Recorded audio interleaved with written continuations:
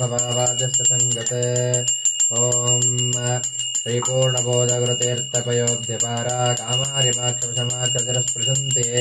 पूर्वोत्तरामितरङ्गचरत्सुहंसा देवालयविदपराङ्गिरपयोजलग्नः जीवेशवेदगुणपूर्तजगत्सुतत्वा निचोच्चभावमुखनक्रगणैः समेत दुर्वादिजापतिगिरेर्गुरुडाघवेन्द्र वाग्देवता शरुन्मलीकरोतु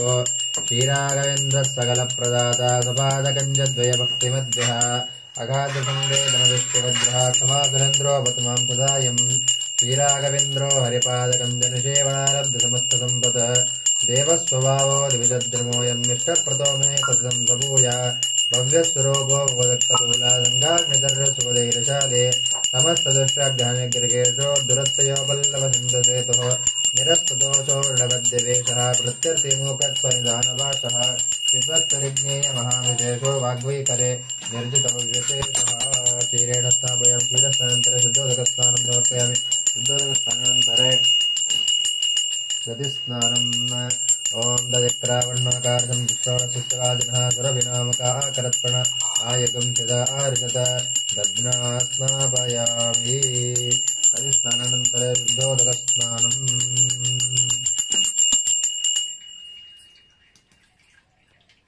तेन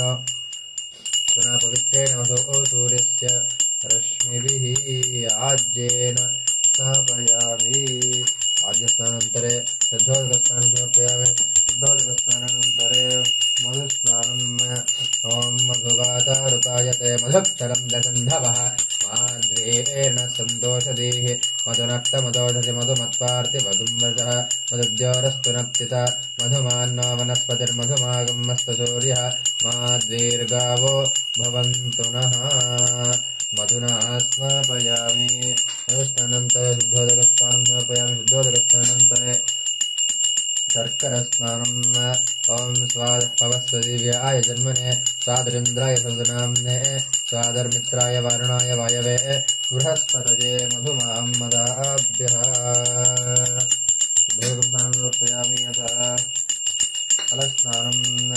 ॐ या फलनीर्य अपलापुष्पाय आशपुष्पणिः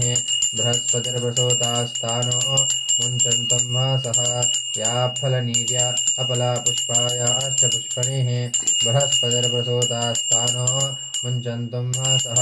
या फलनीर्य अपलापुष्पाय आशपुष्पणिः बृहस्पतिर्वसोतास्तानो मुञ्चन्तं हसः फलोदकेन स्नापयामि रङ्गोतुङ्गतरङ्गमङ्गलकरश्वेतुङ्गभद्रातटा प्रत्यस्तद्विजभङ्गबाले लसन्मन्त्रालयाख्ये पुरे नव्येन्द्रोपरनीलभृङ्गावनान्तर्गत श्रीमत्सद्गुरुराघवेन्द्रेतरा प्रियाद्रुवं मङ्गलम् गोविन्द